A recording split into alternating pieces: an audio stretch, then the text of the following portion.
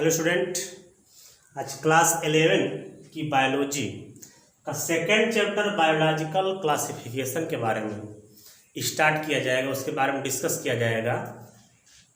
Chapter 2 biological classification, एक chapter जो first chapter था द लिविंग वर्ल्ड को पढ़ा चुका है, बता दिया गया आपको है। आज हम स्टार्ट करेंगे, थोड़ा इसका इंट्रोडक्शन लेंगे। देखिए, इससे पहले आइए इस पर हम बात करते हैं। इससे पहले वाले चैप्टर में हम लोग किंगडम के बारे में पढ़े थे। पूरी टेक्सोनॉमिक कैटेगरी ही पढ़ाया गया था। उसमें आया था किंगडम। उस समय ओनली 2 किंगडम बताया गया था, एक प्लांटी था और एक एनिमलिया था।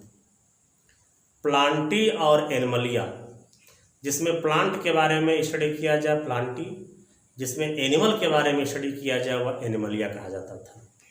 लेकिन कुछ ऐसे आए, नॉन सेलुलर आए, कुछ बिल्कुल लोअर ग्रेड से आए, लोअर से आए, कि उनको न तो प्लांटी में रखा जाता था न तो ठीक एनिमलिया में लिया जाता था। जैसे थाइलस हो गया। कोई कहे कि कोई प्लांट बताइए, थाइलस प्लांट। अब थाइलस प्लांट का मतलब जिसमें रूट, स्टेम, लीफ अलग अलग डिफरेंट ना हो, सब एक ही में हो, उसको हम लोग थाइलस कहते थे। तो उसको प्लांट नहीं रखा गया। तो इसलिए देखिए, इसमें दिया भी है कि लिनियस के टाइम में जो पहला चैप्टर में पढ़ाया था, लिनियस के समय में 2 किंगडम बताया गया था। कितने किंगडम बताया गया था? 2 किंगडम बताया गया था। एक प्लांटी था, एक एनिमलिया था। 2 किंगडम के बारे में डिस्कस किया गया था, एक प्लांटी और एक एनिमलिया था। लेकिन बाद में चल करके R.H. विटेकर 1969 में 5 किंगडम क्लासिफिकेशन को दिखाया। 5 किंगडम क्लासिफिकेशन मतलब 2 तो पहले से था, प्लांटी और एनिमलिया 2 तो पहले से था, लेकिन 3 और जोड़ दिया। पहला मोनेरा बताया, दूसरा प्रोटिस्टा बताया, तीसरा फंजाई बताया, और चौथा प्लांटी, और 5वां क्या था? एनिमलिया था। समझ में आ रहा हमारी बात? पहले लिनियस ने मात्र 2 ही किंगडम दिया था। एक किंगडम था प्लांटी और दूसरा था एनिमलिया। एक प्लांटी और दूसरा एनिमलिया था, उसके बारे में बताया गया था, प्लांटी एनिमलिया। लेकिन बाद में R.H. विटेकर ने 1969 में जो है 5 किंगडम में इसको बदला। ठीक, मोनेरा, प्रोटिस्टा और फंजाई 3 ठेलेकर किंगडम और जोड़ दिया। तो चलिए 5 किंगडम क्लासिफिकेशन में थोड़ा सा हम डिफरेंस करके देखते हैं। इसके बाद आगे एक एक किंगडम को पढ़ाया जाएगा। पहले आइए देखिए, इसमें 5 किंगडम और कैरेक्टर्स, यह क्या दिया है? कैरेक्टर्स है। इसको खूब बड़े में लिखना चाहते बड़े में लिख लीजिए, कैरेक्टर्स, इनके बारे में देखिए। 5 किंगडम का मतलब 5 किंगडम लिया गया। मोनेरा था, प्रोटिस्टा था, फंजाई था, प्लांटी था, एनिमलिया था। ठीक, तो चलिए 5 का हम वेरिएबल स्टडी करते हैं। 5 का हम तुलनात्मक अध्ययन किया जाए, तुलना करके, कंपेरिजन करके, तो यह और अच्छे से समझ में आएगा और इसको आसानी से समझ लेंगे आप लोग। चलिए आइए, पहला कैरेक्टर्स का रहा है सेल टाइप। मतलब 5 किंगडम में किसमें कौन सा सेल था, किस टाइप का सेल था? प्रोकैरियोटिक था, यूकैरियोटिक था, किस टाइप का सेल था? तो आइए आपके सामने देखा है, सेल टाइप में मोनेरा में प्रोकैरियोटिक था, और मोनेरा के अलावा Protista, Fungi, Plantae and Animalia, इन चारों में यूकैरियोटिक टाइप का सेल था। इसका मतलब मोनेरा ही जो है आपका एंशिएंट टाइम का है। मोनेरा में जैसे आपको पूछे कि what is prokaryotic, eukaryotic cell. Prokaryotic cell का मतलब होता है जिसमें न्यूक्लियस क्लियर ना हो, ठीक, डिस्टिंक्ट ना हो, क्लियर माने स्पष्ट ना दिखाई दे, उसको हम लोग प्रोकैरियोटिक कहते हैं। इसका मतलब मोनेरा में जो न्यूक्लियस होगा वो स्पष्ट नहीं है, क्लियर नहीं दिखाई देता है, इसलिए उसको प्रोकैरियोटिक बोलते हैं। और प्रोटिस्टा हुआ, फंजाई हुआ, प्लांटी हुआ, एनिमलिया हुआ, यह चारों ग्रुप जो हैं किंगडम में न्यूक्लियस क्लियर एंड स्पष्ट होता है, डिस्टिंक्ट होता है, साफ दिखाई देता है, इसलिए चारों में यूकैरियोटिक टाइप का सेल होता है। सेकंड कैरेक्टर देखिए इसका, सेल वॉल। सेल वॉल मतलब मोनेरा में सेल तो होता है बट नॉन सेलुलोजिक। जैसा आप पढ़ते हैं ना कि सेल वॉल किसका बना है, सेलुलोज का बना है। मोनेरा में सेल वॉल होगा बट यह नॉन सेलुलोजिक होगा, एमिनो एसिड वगैरह का बना होगा, सेलुलोज का नहीं बना रहता है। प्रोटिस्टा, प्रोटिस्टा में cell wall present in some. Protista में कुछ प्रोटिस्टा में जो है सेल वॉल प्रेजेंट होता है, सब में नहीं कुछ में होता है। फंजाई में प्रेजेंट होगा, सेल प्रेजेंट होगा, सेल वॉल प्रेजेंट होगा विदाउट सेलुलोज का। इसका मतलब फंजाई में भी जो सेल वॉल होगा वह सेलुलोजिक सेल वॉल नहीं होगा, सेलुलोज से नहीं बना होगा। प्लांटी में भाई प्लांट है, इसमें सेल वॉल प्रेजेंट होगा और सेलुलोजिक होगा, माने सेलुलोज से बना होगा।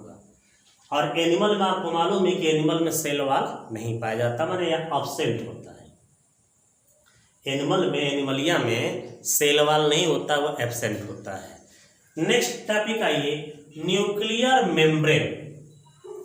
न्यूक्लियर मेम्ब्रेन जो न्यूक्लियस में ही होता है, तो मोनेरा में जब न्यूक्लियस क्लियर होगा ही नहीं, प्रोकैरियोटिक का होगा तो उसमें न्यूक्लियर मेम्ब्रेन एब्सेंट होता है, सब में प्रेजेंट होगा। मोनेरा को छोड़ करके सब में प्रेजेंट होगा, क्योंकि सब में यूकैरियोटिक टाइप का सेल है। सब में किस टाइप का सेल है, यूकैरियोटिक टाइप का सेल है सब में, ठीक। और न्यूक्लियर वाले में जो है, इसमें मोनेरा में प्रोकैरियोटिक टाइप का सेल होता है, इसलिए न्यूक्लियर मेम्ब्रेन उसमें एब्सेंट होती है। न्यूक्लियर मेम्ब्रेन उसमें क्या होती है, एब्सेंट होती है। क्लियर हुआ, हमारी बात सुनिए, ठीक। तो कोई पूछे कि न्यूक्लियर मेम्ब्रेन इन पांचों किंगडम में किस में पाया जाता है, कहेंगे मोनेरा को छोड़ाकर सब में पाया जाता है। मोनेरा में नहीं पाया जाएगा, क्यों, क्योंकि मोनेरा प्रोकैरियोटिक टाइप का सेल है, उसमें खुद न्यूक्लियस स्पष्ट नहीं होता है, क्लियर नहीं होता है। आइए नेक्स्ट, बॉडी ऑर्गेनाइजेशन। क्या दिया, बॉडी ऑर्गेनाइजेशन, माने बॉडी कैसा बना है, माने बॉडी का जो संगठन है, जो बॉडी की जो बनावट है उसकी, चाहे प्लांट हो चाहे पांचों किंगडम में से, उनके बॉडी की बनावट कैसी है, किस तरह का है। तो देखिए बॉडी ऑर्गेनाइजेशन, मोनेरा का सेलुलर होता है, माने सेल पाया जाता है, सेल सेलुलर टाइप का होगा। प्रोटिस्टा का भी सेलुलर टाइप का होगा। फंजाई में मल्टी सेलुलर होंगे, उनका बॉडी में बहुत से सेल होंगे। प्लांटी में जो प्लांट होगा वह टिश्यू या आर्गन टाइप का ऑर्गेनाइजेशन होगा, और वहीं एनिमलिया में भी टिश्यू और आर्गन टाइप का ऑर्गेनाइजेशन होगा।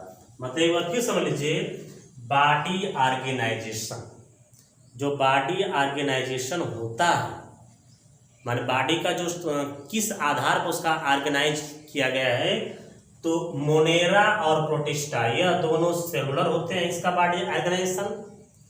फंजाई का जो बॉडी ऑर्गेनाइजेशन होता है मल्टी सेलुलर टाइप का होता है, और प्लांटी और एनिमलिया, प्लांटी और एनिमलिया जो होता है उसका जो बॉडी ऑर्गेनाइजेशन होता है वह या तो टिश्यू टाइप का होगा या तो आर्गन। सबको मालूम है सेल जो होता है सबसे स्मॉलेस्ट यूनिट होती है, सबसे छोटी यूनिट होती है। सेल से ही टिश्यू बनता है, टिश्यू से आर्गन बनेगा, आर्गन से आर्गन सिस्टम बनेगा, तब बॉडी ऑर्गेनाइजेशन आता है। इसका मतलब यहाँ साफ साफ टिश्यू और आर्गन टाइप का बोलेंगे, ठीक। दोनों में, एनिमलिया में भी होगा। Mode of nutrition, mode of nutrition का मतलब होता है, मोड ऑफ न्यूट्रिशन माने किस टाइप का न्यूट्रिशन है, हेट्रोट्रॉफिक है, ऑटोट्रॉफिक है। देखो मोनेरा, प्रोटिस्टा, इन दोनों में मोनेरा और जो प्रोटिस्टा होता है, ध्यान दीजिए, मोनेरा और प्रोटिस्टा में जो है मोड ऑफ न्यूट्रिशन ऑटोट्रॉफिक होता है। ऑटोट्रॉफिक आप सबको मालूम है कि जो खुद अपने से फूड का प्रिपरेशन कर ले, लेकिन फंजाई जो होता है हेट्रोट्रॉफिक होता है। हेट्रोट्रॉफिक माने ये अपने फूड का अपने से खुद जो है ठीक प्रिपरेशन नहीं करता है।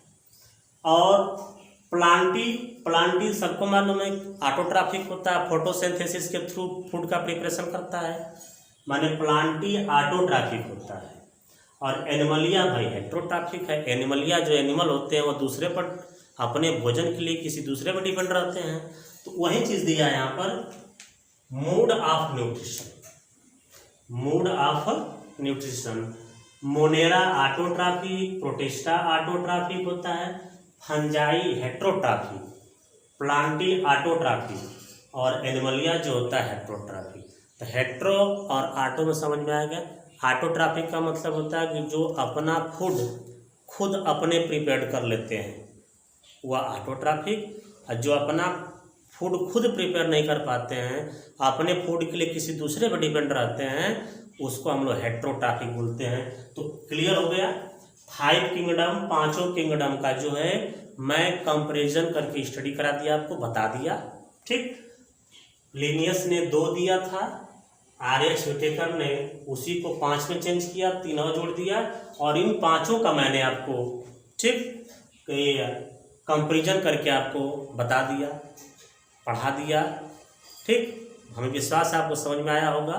ठीक, तो आज की वीडियो में इस चैप्टर में बस इतना ही, इस पार्ट में।